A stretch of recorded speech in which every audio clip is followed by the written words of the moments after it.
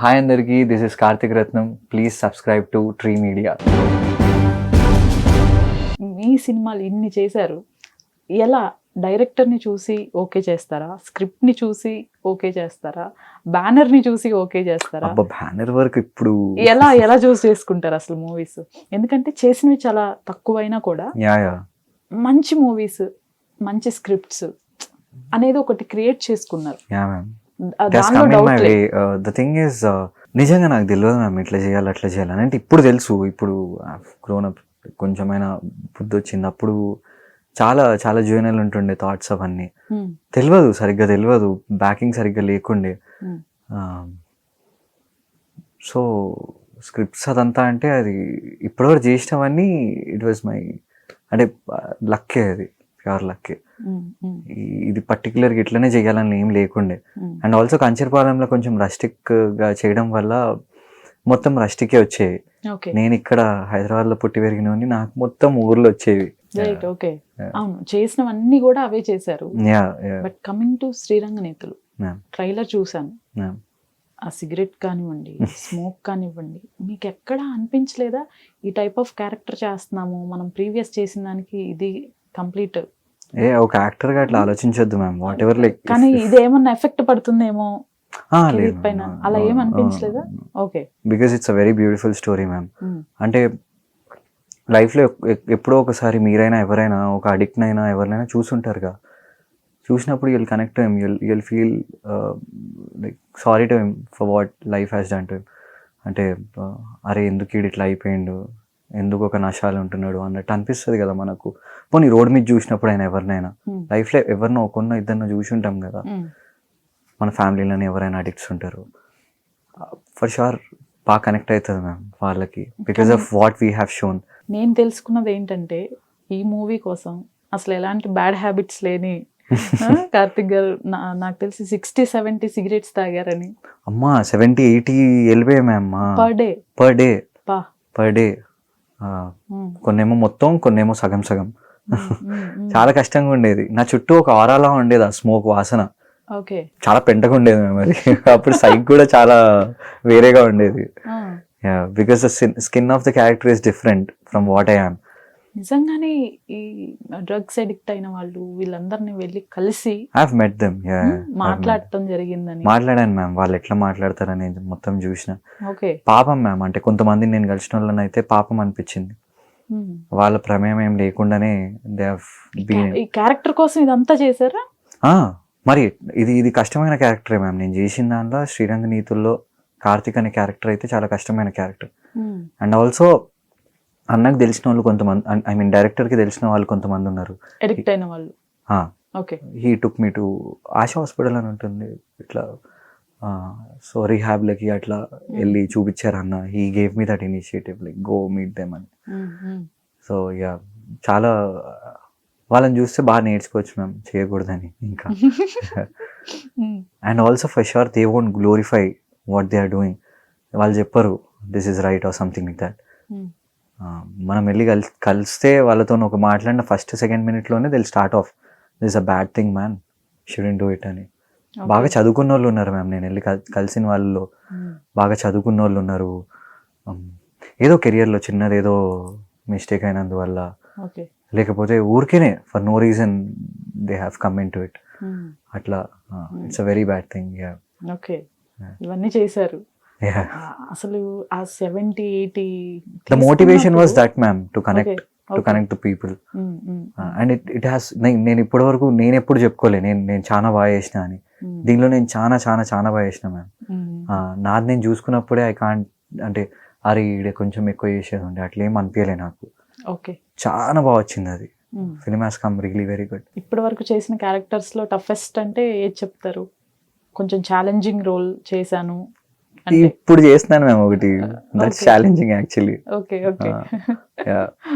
Actually ఒక movie చేసిన తర్వాత, ఒక ఫేమ్ వచ్చిన తర్వాత మీరే హీరో అని చెప్పేసి చాలా వస్తాయి స్క్రిప్ట్స్ మన దగ్గరికి. చాలా మెయిన్ లీడ్ మీరే, ఇది ఒక మంచి బ్యానర్ అని అలా చాలా వచ్చి ఉంటాయి. వీటిని కొన్ని రిజెక్ట్ చేశారని కూడా విన్నాను. స్క్రిప్ట్ నచ్చక దేని వల్ల? అదే మ్యామ్, అంటే ఫస్ట్ థింగ్ స్క్రిప్ట్ మ్యామ్. దాని తర్వాత director has to be my like you know, ఆయన ఏమైనా చెప్తే వినేసాను నేను గుడ్డిగా. నాకు ఆ కమాండ్ కావాలా from director, I want Okay. That from him. Okay. Those are the reasons. అలా మిస్ చేసుకొని అరే ఇది మనం మిస్ చేయకుండా ఉండాల్సింది అని ఎప్పుడైనా రిగ్రెట్ ఒక్కటి కూడా లేదు. ఒక్కటి కూడా లేదు. నథింగ్. ఓకే. బట్ మీ వరకు వచ్చి డేట్స్ అన్ని కన్ఫర్మ్ అయిపోయి ఎస్ ఇక సెట్స్లోకి వెళ్తుంది కన్ఫర్మ్ అయిన తర్వాత కూడా ఆ ప్రాజెక్ట్ వెళ్ళిపోయిన రోజులు ఉన్నాయి. ఎస్ ఉన్నాయి. Yeah. వాటిని ఎలా తీసుకున్నారు అసలు? అయ్యో, మాట్లాడడానికి కూడా వచ్చేది కాదు మ్యామ్ నాకు. అంటే ఒకటి చాలా మనసుకు తీసుకుని ఉండే ప్రాజెక్ట్ అది, for like another reasons all it తెలుసుకోవచ్చా ప్రాజెక్ట్ నేమ్? నెక్స్ట్ టైం చెప్తా. ఓకే. సో ఆ ప్రాజెక్ట్ అవ్వకపోయేసరికి it literally damage me lot. ఈ సైడ్ ఏం కాదు, అంటే ఐ మీన్ ప్రొడక్షన్ వాళ్ళు అట్లా కాదు, కానీ సెల్ఫ్ కాన్ఫిడెన్స్ని దెబ్బతీసేసింది. ఓకే. అదే దాని తర్వాత రీఇన్వెంట్ చేసుకునే అంత పరిస్థితికి వచ్చింది అది, because it took so much of me. It was a good time for me also after Narappa. So yeah. కానీ ఇంత జాగ్రత్తగా చూస్ చేసుకుంటూ వెళ్తున్నప్పటికీ కూడా కొన్ని హడల్స్ లైక్ లింగోచ్చా తీసుకోవచ్చు. literally I had no option, ma'am. I have to do it, like whatever is coming in my way I have to do it.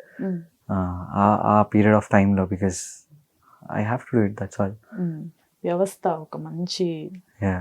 Series. కానీ ఒకటి straight ఫార్వర్డ్గా చెప్పండి, ఒక పెద్ద హీరో పెద్ద బ్యానర్ లేకపోతే సంథింగ్ ఏదో ఉంది అంటే తప్పితే ఆడియన్ థియేటర్స్కి రావట్లేదు True, very true.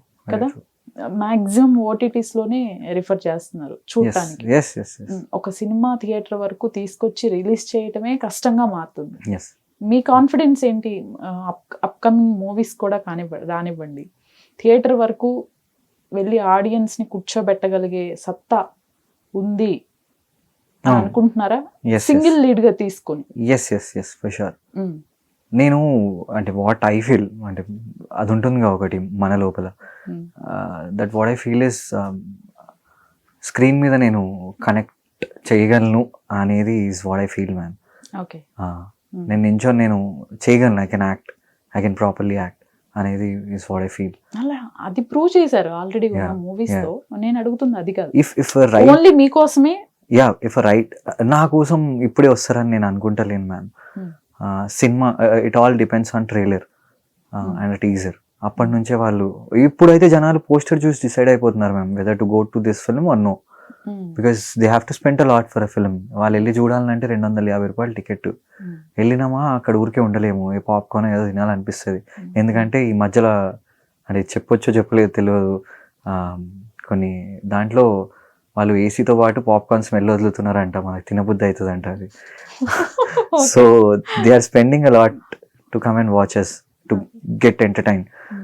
సో చాలా గట్టి దాంతోనే పోవాలి, మంచిగా చూస్ చేసుకోవాలని ఇప్పుడు I have that.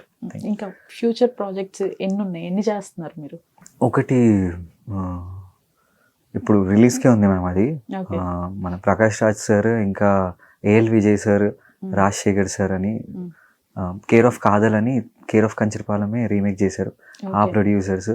AL Vijay sir అంటే నానా సినిమా డైరెక్టర్, విజయ్ గారు నానా సినిమా డైరెక్టర్, ఇంకా మన ప్రకాష్ రాజ్ సార్. వీళ్ళ బ్యానర్లో ఒక సినిమా అవుతుంది మ్యామ్, తమిళ్ తెలుగు. అది కూడా రిలీజ్కి రెడీ అవుతుంది. That one is there. Okay.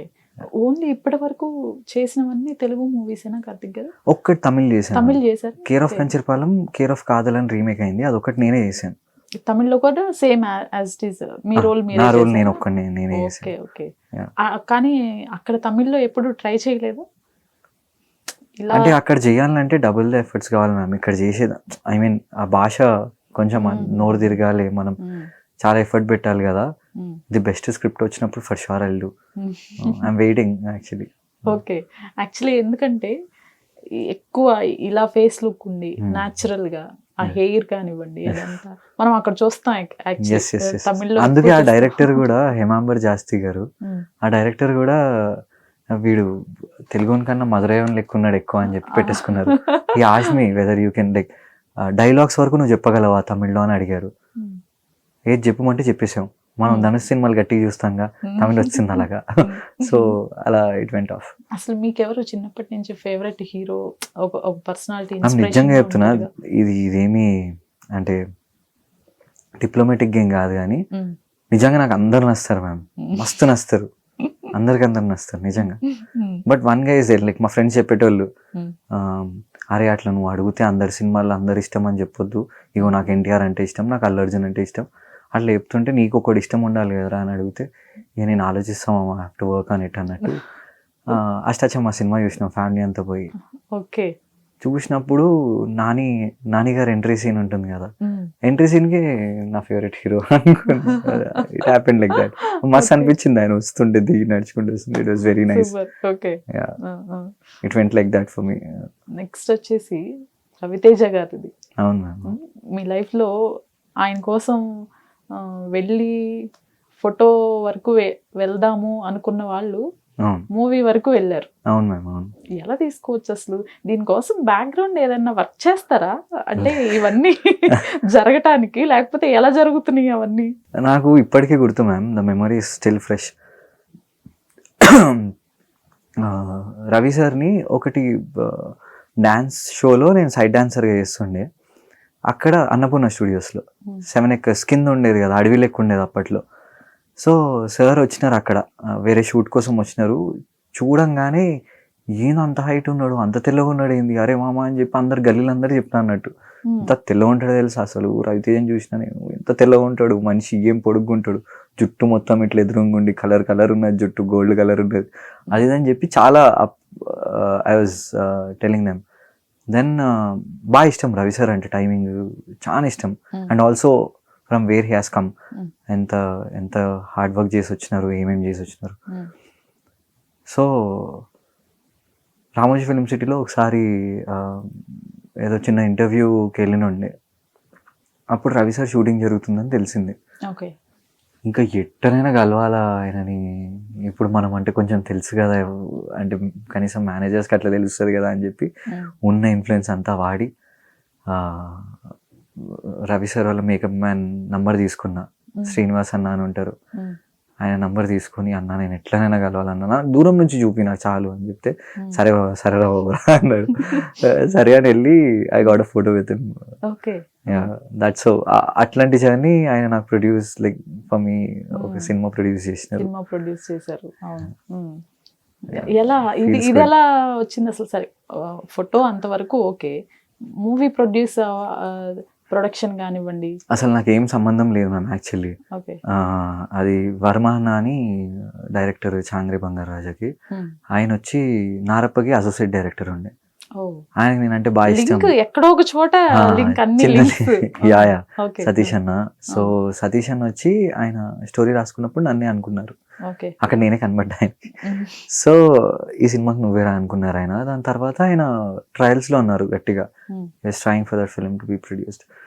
So వెళ్ళి చాలా మందిని అడిగినారు. ఆ ప్రాసెస్ లో ఆర్టీ టీమ్ వర్క్స్ కి స్టోరీ చెప్తే అది ఓకే అయింది. ఎవరు అనుకుంటున్నారంటే కార్తిక్ అనుకుంటున్నారు, ఏదో ఎవరు అబ్బాయి అని చూపించారు, ఓ ఈడ ఓకే అన్నారు, అయిపోయింది. That's how it happen. మీకు ఇలా రవితేజ గారు ప్రొడ్యూస్ చేస్తున్నారు అని చెప్పినప్పుడు మీ రియాక్షన్ ఏంటి? నేను రవితేజ అంటే ఓకే, ఎవరు రవితేజ అనుకున్నా నేను. ఓకే, అయితే హీరో రవితేజ ఎందుకు ప్రొడ్యూస్ చేస్తారు మనకు, నేను ఆ థాట్లో ఉండే. ఓకే ఏంట్రా రియాక్షన్ లేదు, హీరో రవితేజరా మనకు ప్రొడ్యూస్ చేసేది అన్నారు.